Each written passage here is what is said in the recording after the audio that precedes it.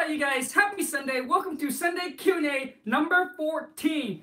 I haven't forgot about you guys. We just got done with the gym. And happy Mother's Day to those any mothers out there. Smash that thumbs up, comment below, and let me know. We just got done from the gym and went and bought my wife something for Mother's Day, even though we don't have any kids.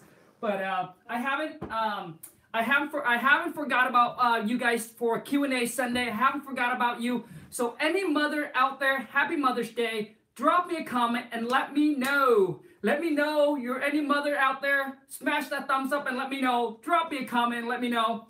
You guys, happy Sunday. We got about less than 30 minutes here, and so let's see how many questions I can answer. So DJ, what up? Jay French, what up? Assassin, happy Sunday. Kiara, happy Sunday. Mary, I'm a mom. Mary, happy Mother's Day. Thread Store, happy Sunday. Manfred, happy Sunday. Carton, happy Sunday. Oh, Delano Johnson, happy Sunday. William, happy Sunday. Hey Khang, how can I keep the buyer from knowing how much? Okay, hold on a second. Gotta get on my phone. You guys, as you enter the live stream, smash that thumbs up. Let me know you're here. Let me know that. Let me know you enjoy. Let me know you enjoy the channel. Let me know. Just let me know. So let me see here. Sorry, I gotta get on here so I can read your guys' question instead of leaning forward. Not a problem, Mary. Happy Mother's Day. So let me see here. So questions here. God bless everyone. It's Jesus in Jesus' name. Okay, Khang. Hey Khang, how can I keep the buyer from knowing how much assignment fee is?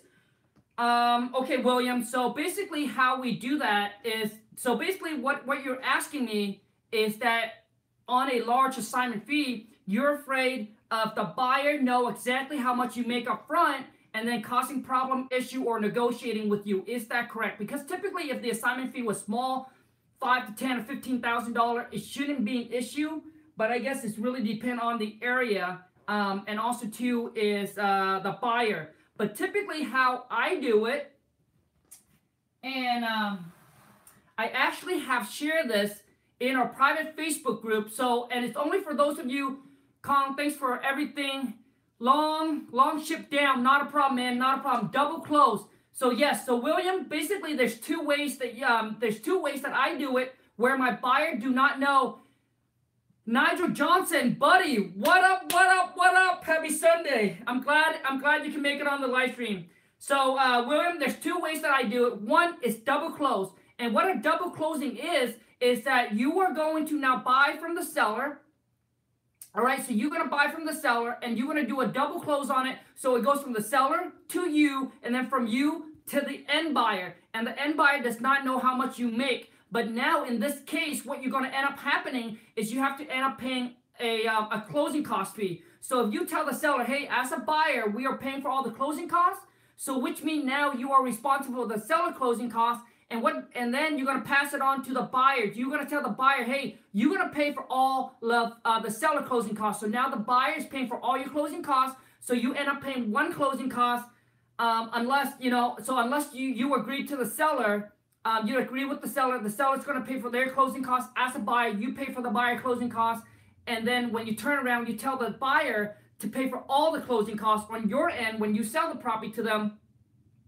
Then that means you end up only paying buyer closing costs, which is typically a smaller fee. So a double closing is where the buyer's not going to know how much you make, okay? But you're going to end up paying a closing cost fee. Now, there's another way that I do it, okay? There's another way that I do it to get away, and it depends on the buyer, all right? To get away with paying the double closing fee, and I shared it in my private Facebook group, is that I typically send out the assignment agreement telling them how much they're buying the property for, which is already including our assignment fee. So let's just say that they're buying the property for $100,000. that's the exact amount. Our fee is already included in there. So the only thing they have to worry about is paying the closing costs, okay?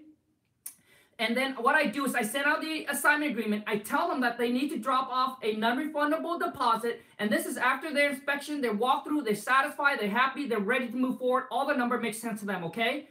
And what it is I tell them they need to drop off a non-refundable deposit. Once they drop off the non-refundable deposit, then what it is my title company won't be able to close until I send out an addendum telling my buyer exactly how much my assignment fee is.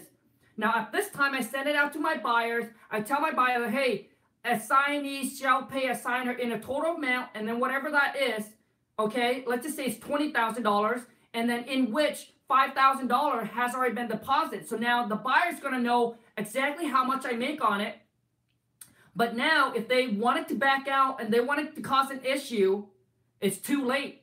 They're already locked in. They're already tied down. If they want to back out, they're going to lose their non-refundable deposit, which is the $5,000, okay? So that's how I lock my buyer in from doing an assignment agreement without doing double closing, without paying the extra closing cost fee. Because typically, you know, on a $300,000 to $400,000, for me anyway, on a $300,000 to $400,000, if we were to offer the seller to pay for all their closing costs, and if I were to do a double closing, then I would have, you know, then we would have lost about $9,000 to $10,000 in closing cost fee, okay? So typically that's how I get away from, because, and like I said, it depends on every situation on buyers. Some buyers, I feel like, hey, you know what? I don't want to let them know up front, but even if they find out, they're going to be cool with it. I just don't want to cause any problem. So I will assign, on some of my deals, I will do an assignment agreement on a $50,000, but I tell my buyer to drop off like $15,000 to $20,000 non-refundable, but they do not know how much I make up front. Right? They just know how much they're going to buy the property for, and then later on, I'll send them an addendum. Then they'll know exactly how much I make. And I get some buyer be like, "Whoa, Khang, nice job, man. Your assignment fee, wow, good job," and things like that. And there's some like, "Wow, Khang, you better give me a better deal on the next one, etc." All right. So typically, that's the two-way I would do it. Okay, we have limited time. I want to answer as much questions as I can here. So let's see here. Good job getting the rose for the wife. Yeah, thank you. Shh, I'm sorry. So she's getting ready, and we're actually going to go out some lunch with some friends. And I talk really loud. So, Mr. Hall, what up? Happy Sunday. Do you recommend Mastermind? I am thinking about joining one end of June. Yes, masterminding is always good, but also to stay focused. Masterminding is good, but to me, like, stay focused. Once you start doing some deals, then, you know, because when you go to a mastermind, you hang out with people with obviously you want to hang out with people that are, you know, know more than you, right? So you can learn from them, but a lot of times you can get overwhelmed, all right? Overwhelmed. So a lot of times, you know, a lot of times I would like to stay focused, and then once you start knowing stuff, right? Once you start doing deals and some deals, then get into some masterminding. Now you kind of know what they're talking about. And etc. But yes, mastermind does not hurt. I just don't want you to lose focus, right? A lot of time when you hang out with the bigger guy and they talk about bigger numbers and you haven't done your first wholesale deal or 2 or 3, you might get distracted. Jay French, I used the formula you told us to use, and the repair is my only questions, but you seem so helpful. Jay French, thank you so much. Now, I want to make sure that I want to make sure I'm very, very clear with this. You guys, the formula that you use, you must understand your market and your buyer. So for me right now, to be honest with you, for us to tie more property up under contract because of how the market is, and we're able to tie more deal up under contract because my buyer has to expand. Now my buyers are there. Some of my buyers are willing to pay, you know, 20% discount, 15% discount. They do not need the 30% discount, which means I'm able to offer the seller higher price to lock their property up under contract. All right, you guys. So the 30% rules is just a standard rules. You don't have to go by the 30%. If your market is hot, you know your market, you'll be like, hey, if I lock it up under contract at a 20% discount minus the repair, I'm going to be able to make some money on it. You have to know your market and your buyer. So don't let the 30% limit you on losing out on deals, because if I were to do a 30% rules right now, I wouldn't pick up as much deal and I would have lost on a lot of deals, all right? But you're going to know that over time, all right? You're not going to know right away. You're going to know over time. Thanks for answering my question. Repair question. Okay. Man, we're going to try and knock these out. So repair.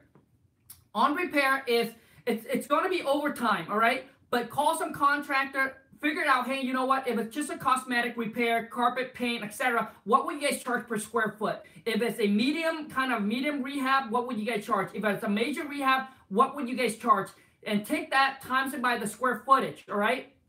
But typically, so with me, when the seller calls in, a lot of times, obviously, we don't know if there's run behind the wall, if there's subfloor foundation issue. We don't know any of that. So I just go basically based off of the basic. So for me, interior and exterior paint is roughly about $1 a square feet. Okay, it can be more or less in some area, but it shouldn't vary too much. I would say $1 or $1.25 per square feet for exterior interior paint. So if a house is 1,000 square feet, labor and material to me is roughly going to be about, let's just say $1,000 or $1,200. Okay. And updated kitchen, granite countertops, stainless steel appliances. So these are nice updated kitchen, stainless steel appliances, granite countertop. For a kitchen, typically depend on the size, but you're gonna estimate between $7,000 to $10,000. Bathroom is between now bathroom. I'm talking about not regular bathroom. Tile floor, tile surround. All right, very nice, updated.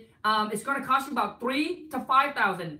On a 2-bedroom, on a 3-bedroom, 2-bath, on a 2-bedroom, 1-bath, total updated electrical is going to cost you probably between $5,000 to $7,000 if they have to do all new electrical. Plumbing, $3,000 to $5,000. All right.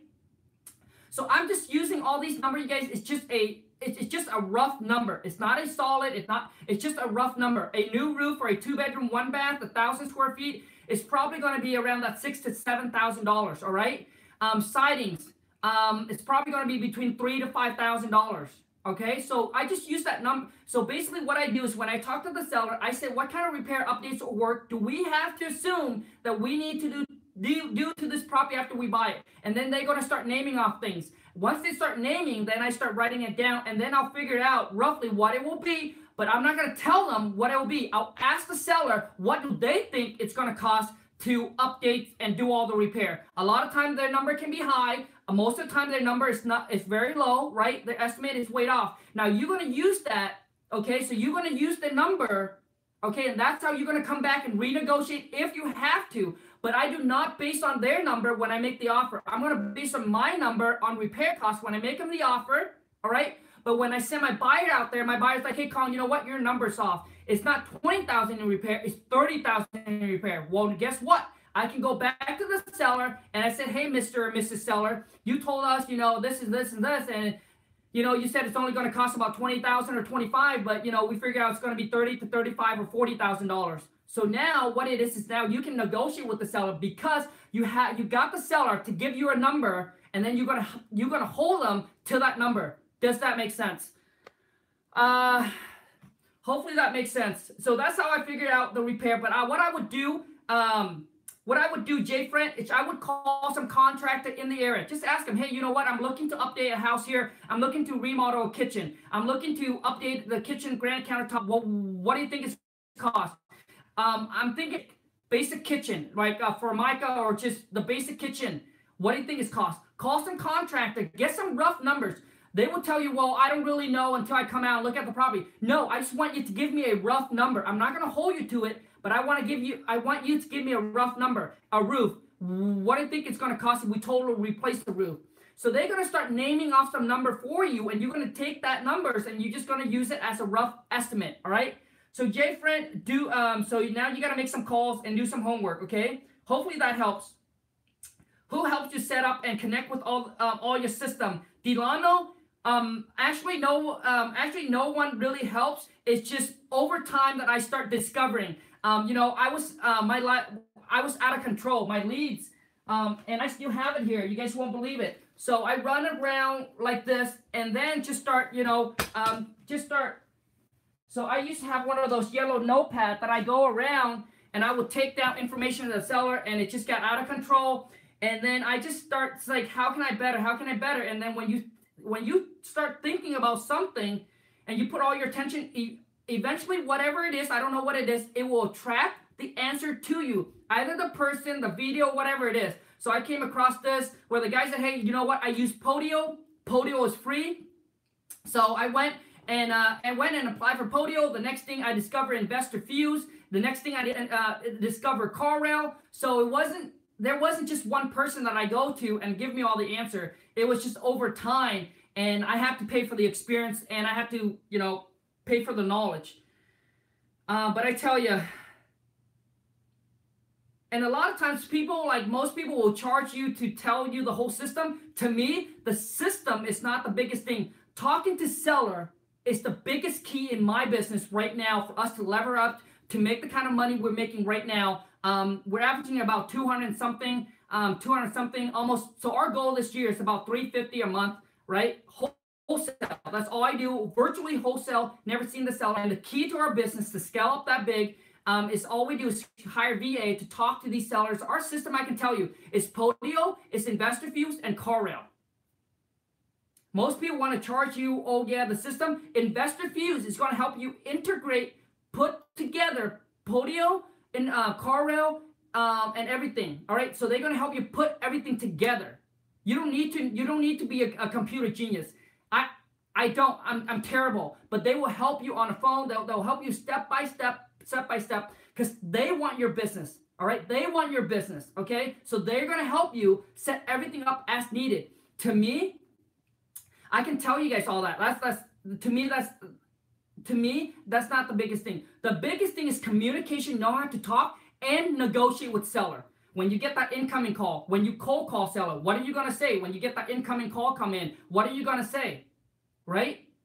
So to me, talking to seller and being able to make it so simple where you can transfer what you wanted to say onto paper and pass it on to any of your team member. So any one of our VA will be able to answer your call right now without me. I have a purchase manager and they're able to type deal up on the contract virtually. So it's like me duplicating me. And that's where I was having issue growing, right? It's because I couldn't duplicate. And until I figured out, you know what? I need to put what I want to say down on paper.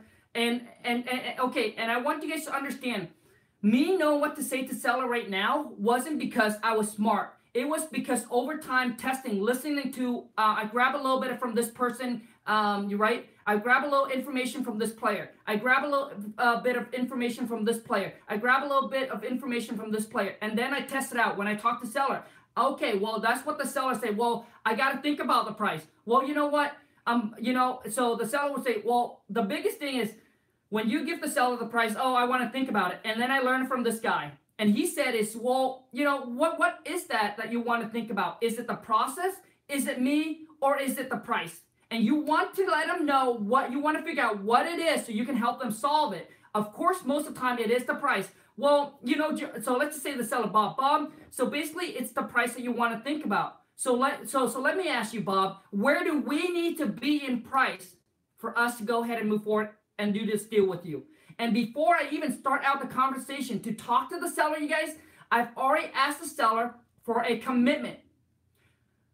And this is what we do before I even call and make the offer, right? So basically there's two things to our script. One is the incoming call or the outbound call, they cold call, whether you cold call or whether you getting call coming in, it's going to be one script. All you need to do is change your intro. And I show you guys that when you guys purchase the package, join our Facebook private Facebook group. And it's just a small community and we're all on there helping each other. We're not just talking. We're not motivating. We're not inspiring. We're on there helping each other, doing and closing deals. That's the key to the Facebook group. Wasn't open it to inspire. I wasn't open it to get famous, to get more people onto the channel. I didn't want to do that. I'm just not ready for that. I'm just more of a tight community, and how can we help each other doing deals? When I first started out, inspiration, motivation is great, but how can I do deals? Okay, so when we go on there, I get to connect with you guys more. A lot of time when I start typing wrong sentence, it doesn't make sense. Should I use, okay, here one is from Carton. Should I use a certain kind of title company or for probates? No, Carton. The biggest, you guys, what it is when you first start out, you have a lot of things on your plate and you don't know what to do. Let me simplify this for you guys.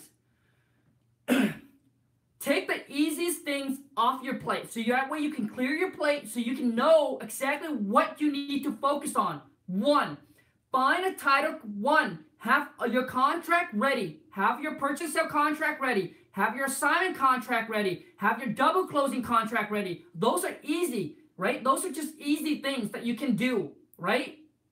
Two, find a title company and an attorney that knows how to do these transactions. Done. Now you get number one out, you get number two out of the way. The only thing now you need to focus on is finding buyers, finding seller, and then marketing. Okay, so you got the other thing out already. So when you have a seller, you got your contract, you send your contract to the seller signs it, sends it back to you, you sign it, you send it to your title company, and that's it. And now it's just going to move forward to closing. So don't overwhelm yourself, you guys. And I understand, I was there 5 years ago when I first started out. I just want to know everything, and you're not going to have the answer to every single little thing. You're not going to have your puzzle, and it's not going to connect. You're not going to have everything figured out. But what you want to do is you don't want to overwhelm yourself. When you overwhelm yourself, you're paralyzed and you don't know what to do, what's right, what's not right, where should I go, what's my next step. Listen to me. Listen to me right now. Have all your contract ready. Find out right now that tomorrow I want you to get on the phone, find out, get a title company or attorney that's going to do this closing. Figure out, the next thing is figure out what's your marketing channel. Okay, whether it's bandit sign, whether you're going to sit there and you're going to cold call. Figure out your schedule on your marketing, whatever channel you're marketing. Stay consistent. Be persistent and consistent, you guys. This is not an overnight success, all right? And when I heard this investor said, it takes 10 years for an overnight success. It's not an overnight success. But one thing I can tell you about this business, it only takes one deal to change your whole financial situation around. Because I have done deals where I made over $100,000 on one wholesale deal. So be persistent, be consistent, just keep pushing and keep going. Should I use a certain title? No, title company and attorney should know how to deal with probates. Sean Johnson, which one got more deal this month, postcard or letters?